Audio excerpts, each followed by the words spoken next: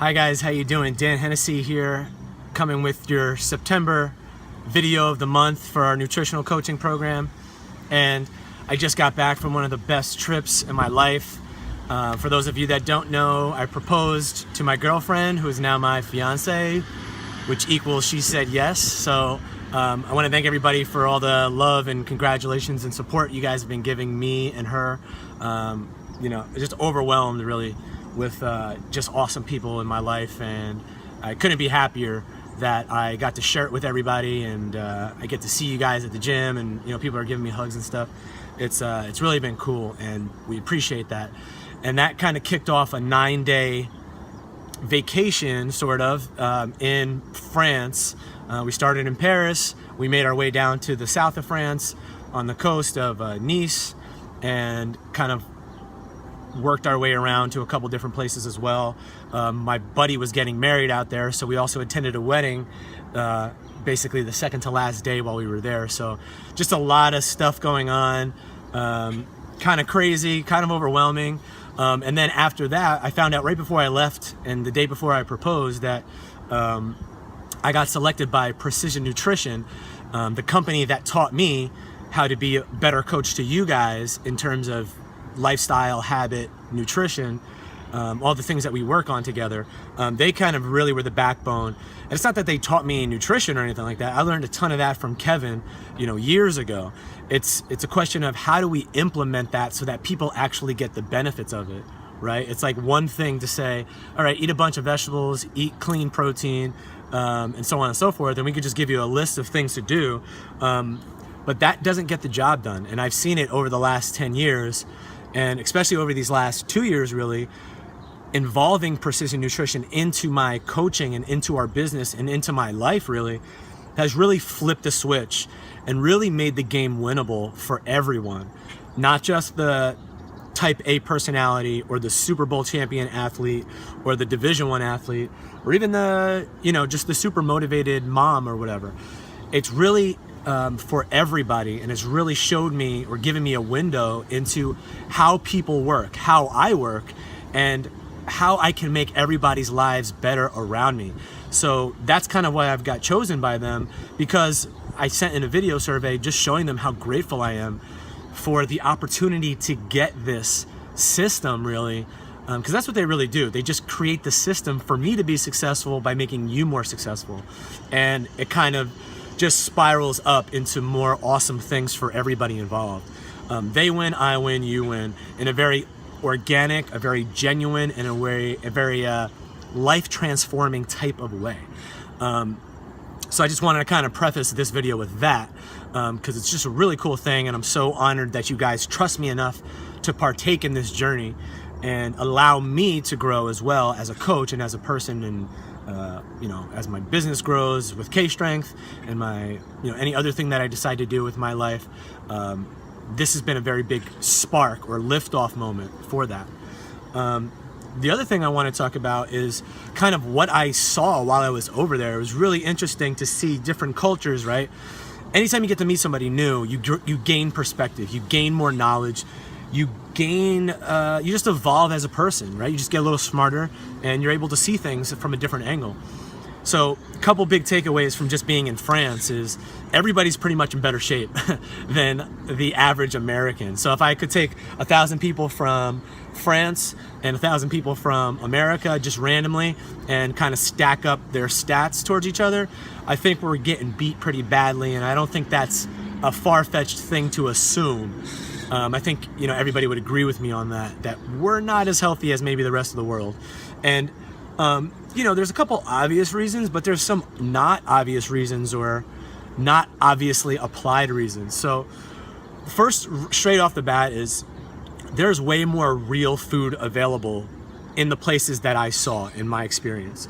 So, I'm used to going to, take just the mall, for example, or driving down the highway, or your route to work, or whatever, the places where you come in the most.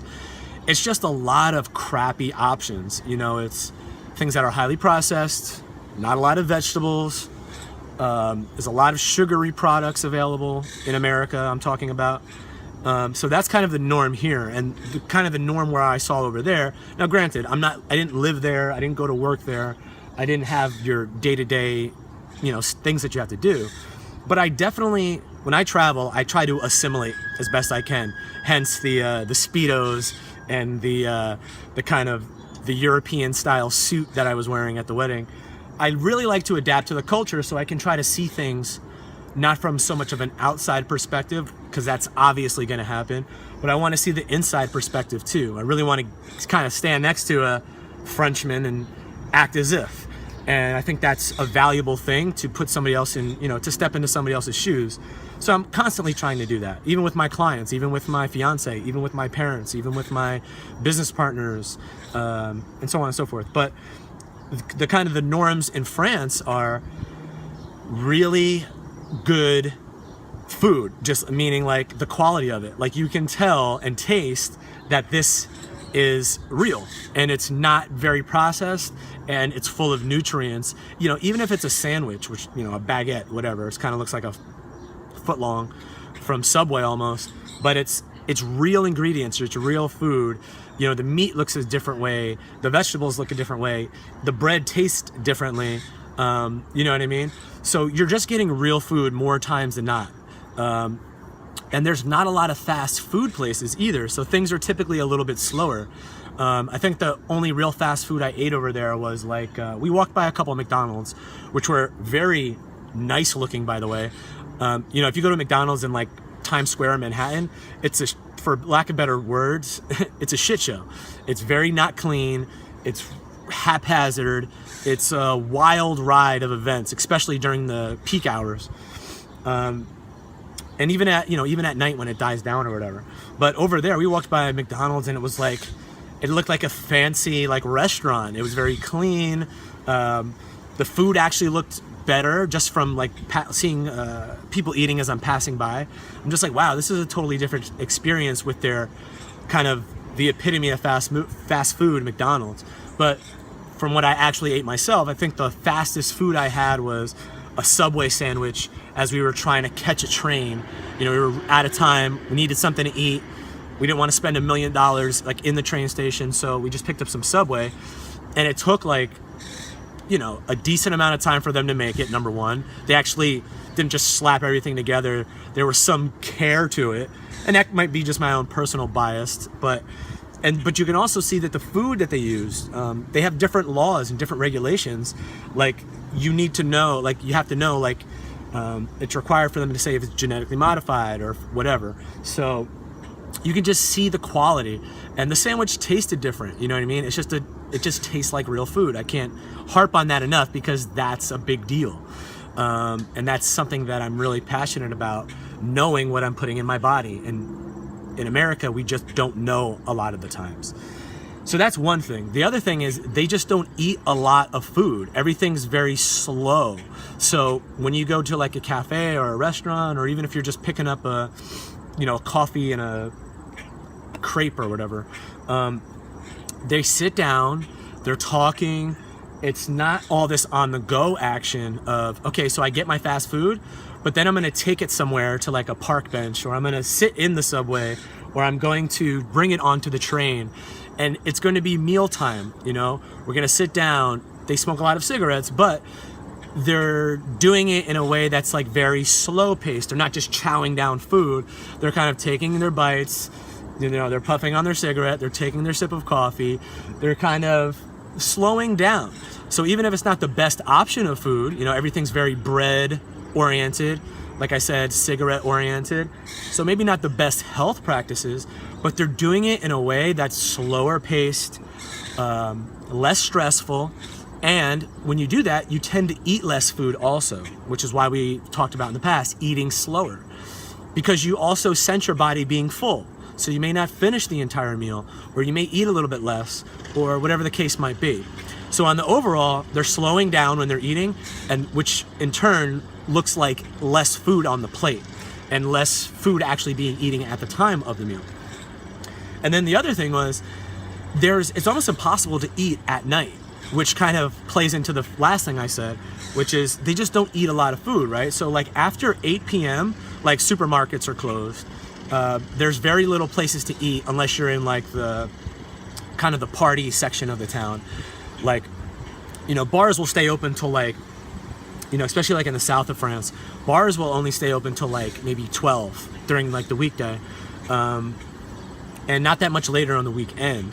And there's just not a lot of access to food. Like, you just can't go and run and just crush like a whole pizza somewhere, or pick up like, you know, whatever crazy meal from McDonald's. If you do find a place that is open, it's going to take some time for them to cook it. It's going to take some time for you to eat it. You're going to sit down and drink some water and drink some wine or whatever. So again, you just see this very different cultural approach to food, where I guess if you had to put it in one sentence, they're respecting the process of eating the food. You know, they're kind of enjoying the food. They're making it, you know, they're carving out time in their day for it, which allows you to, number one, enjoy your food better. Number two, make better food options. Number three, eat a little bit less. So I think that's a big takeaway that we can kind of steal. And what I kind of have been talking about over these last maybe year and a half or so is really kind of getting to know your food. And that might be something as simple as every time I take a bite, I put the fork down and I chew it, you know, maybe 10, 20, 30 times. And I actually get to taste that food. And when you get to taste the food, that sends chemicals to your brain that says, wow, this tastes great, or I like this, or maybe I don't like this, or maybe whatever. And then that tells your stomach that, hey, we're getting full, as opposed to just cramming whatever it is at the time because you're late for work, or you only have 10 minutes at work, or you're in the car eating. You know, how many times are you in traffic seeing people eating stuff while they're driving? You just don't see a lot of that stuff over there. So now fast forward, so now that part of the trip, that's kind of the big food takeaways and lifestyle takeaways. So the last part of my trip, I went to Toronto for Precision Nutrition for Monday and Tuesday, and I got back on Wednesday. And so I got to meet the owners of this company. You know, it's like a $30 million company or whatever it is. This guy is super intelligent. You know, he's got a ton of credentials. He's trained MMA fighters, you know, world-class athletes of all different varieties, and he developed systems so that average Joes like me can take that philosophy, can take that system, can take that approach, package it up really nicely and neatly, and deliver it to you guys in a way that's super simple and very kind of almost fun, as opposed to what most people will traditionally do, try to diet, try to meal plan, try to do whatever that we know doesn't work, just from our own experiences, regardless of the data, which clearly shows that that doesn't work. But just in your own life, think about how many yo-yo diets you've been on.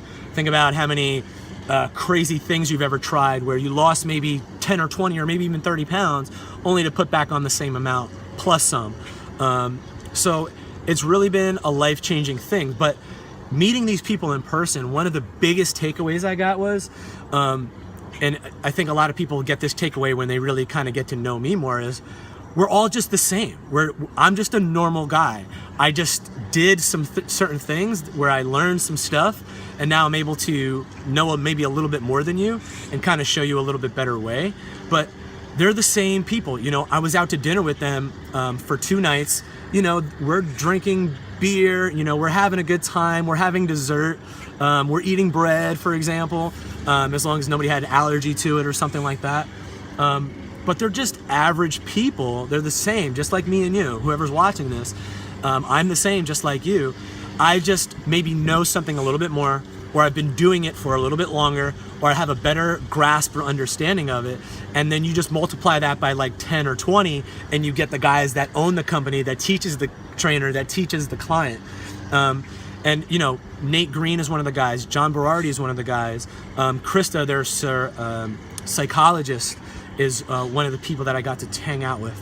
And along with 8 other coaches just like me from around the world, from Australia, from Germany, from other parts of the US and all over the place, people that have traveled the world themselves and have so much more knowledge in the game that I got to pick their brains and just see how they operate and try to make myself better so I could try to make you guys better. And again, the big takeaway is they are exactly like me and you. They have the exact same issues. They have the exact same problems. They have just taken action on the things they know they need to do. So whether it's signing up for a program like that we have, or signing up for a training course, or going out and finding someone like me, for example, to help them on their fitness journey, or finding a higher level coach, or whatever. But they're normal people. They're not all amazingly in, like, you know, they're not ripped supermodels or anything like that. In fact, you know, not to toot my own horn or anything, but like, I feel like I looked better than a lot of them in certain amount of ways, just, you know, visual wise. But that's not what's important. And they don't harp on, how do I look? You know, do I have abs? Or, you know, am I going to be the supermodel fitness cover person? They're focused on, how do I help people get a little bit better? And that's what it's all about. So not just me, how do I help you get a little bit better, but you yourself, how do you help the people in your community, whether that's just your family, maybe it's the people you work with, maybe it's the guy next to you at the office, or maybe, you know, whatever, maybe it's a Facebook friend or whatever. So how do you help them get a little bit better? Because that in turn helps you get better. So it's all about giving the gift of whatever you have to offer. If you know, for example, you know, it always amazes me how no matter where I go in the world or who I meet in the world, people still don't eat enough vegetables. People still don't understand the concepts of, like, say, for an exercise, doing a full deep squat. Or, you know, everybody still has the myth of your knee shouldn't go past your toe, say like in a lunge or a squat. And it's ubiquitous everywhere, right? You know, we're kind of in the 0.0001% of the world population that kind of understands these things. And I forget that so often, because you guys are all so intelligent now, because you've kind of learned from Kevin, you learned from me, you learned from Ken, and we all learn from each other. So we're in a very kind of elite class, for lack of a better term, in knowledge and know-how. The difference comes with taking that know-how into small, actionable, consistent steps. So, like, you know, I was training someone who's been working, so we did a video shoot up there for a commercial ad. I did an interview for about an hour with Nate Green, who's like a fitness industry superstar, which was an honor to pick his brain and for him to kind of give me some compliments back as well too. It was a really cool experience. But as I'm going through that, one of the things we had to do was we also did like a photo shoot where I had to like fake train somebody. And this lady has been working with nutritional coaching in precision nutrition for about a year. And she's like, yeah, my coach is awesome, this, that, and the other thing, but I feel like I'm not making the same results, right? Who hasn't said this? I think everybody in the program is like, I just don't know if I'm doing it well enough, or I'm not getting this enough, and I don't understand this. And so we had to demonstrate some fake exercises like lunges and squats and so forth. And I have to pretend like I'm coaching her. So I'm actually talking and kind of acting.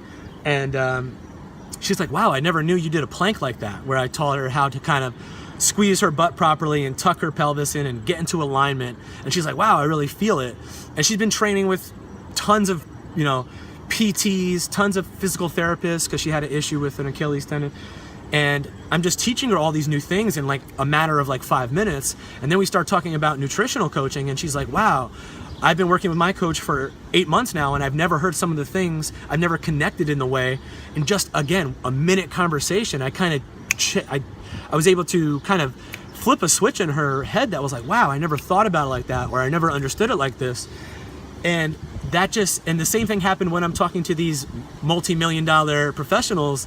They're like, wow, I never thought about it the way you're coming from.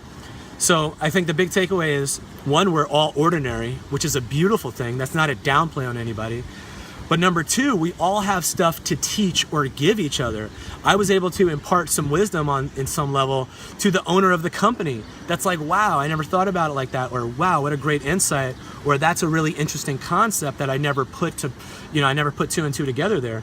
And of course, I took, probably 10 times the amount away from them, just even hearing how they logically progress through ideas and so forth. So again, we're all very much in the same boat, even though this guy might be making this much money, or he might be in this great a shape, or he might be doing this, that, or the other thing. But also, you guys have taught me way more than I can ever teach you guys. And it's kind of like that cycle that feeds itself. I teach, I learn something, I teach you guys something, you teach me way more, which in turn makes me learn more, which in turn helps me teach more people, which in turn helps me learn more. And it kind of keeps feeding itself, and it's just a beautiful experience. So I didn't want to take this long, but there's a lot that I wanted to get to you guys. I'm super pumped about just where I'm at in life and where you guys are at with me along this journey. I feel like we're kind of a sub-community within the community of K-Strength, which is really cool. Not in an exclusive way, just in a more in-depth way. We're kind of the nucleus of the family, and then we have this kind of extended family. So it's a really beautiful thing, and I wish more people could be a part of it. And I really would encourage you to teach more people about this, not just for my sake of helping us spread the message about how awesome this is, but for your personal growth as a human being, really becoming that kind of coach yourself. Even if you're not gonna do it as a job or whatever, just like teaching your kids or teaching your spouse or teaching, again, that person at work or whatever it might be. That really takes you to another level where it's not just about, okay, me trying to get in shape now. It's like, I'm a resource for someone else's life-changing transformation or whatever it might be. And again, it might be something as simple as, hey, slow down when you eat. That can be revolutionary to somebody who grew up with 5 other siblings that have to, speed eat at dinner. And they're like, wow, I've been doing that for the last 30 years of my life without even realizing that that's maybe not the greatest thing for me. And that's just one example, but I just want to let you guys know that, I'm super grateful for K-Strength, for Kevin, for Ken, for all of our tribe and our clients. Everything happens for a reason. I truly believe that. And there's no way you get what I am today without all of those parts. And I know for a fact I've been a part of other people's journeys, by the emails you guys give me when you see me in person and stuff like that. So it's just a beautiful rising of tides that kind of lifts all the boats. Analogy, I think, really fits well here. And I'm just happy, honestly. And I wanted to share that, guys. I wanted to share that with you. And also those takeaways from what I saw, like kind of my perspective. I think those are super valuable. And we can learn a lot from everybody, right? Everybody's got that gift to give. So thank you, guys. I look forward to getting better with you. We're actually going to be doing more cooler stuff with this program in the future. So we have a challenge coming up, which is going to be kind of an introductory to this 12-month program for people that don't know it yet.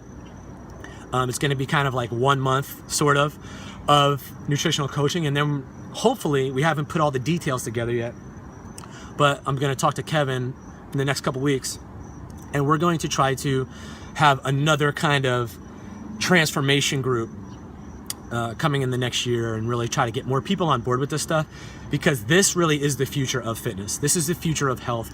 This is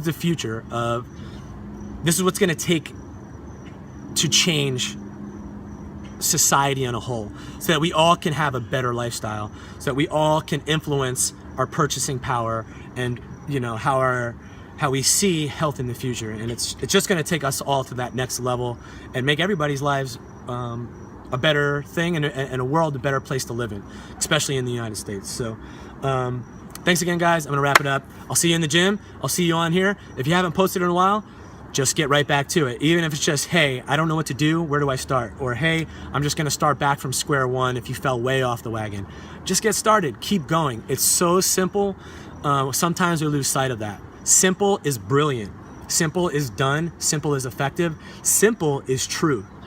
The more complex things get, the further away you get from the truth. So simplify it down, you get closer to the truth, you have more clarity to take that direction forward and really kill it.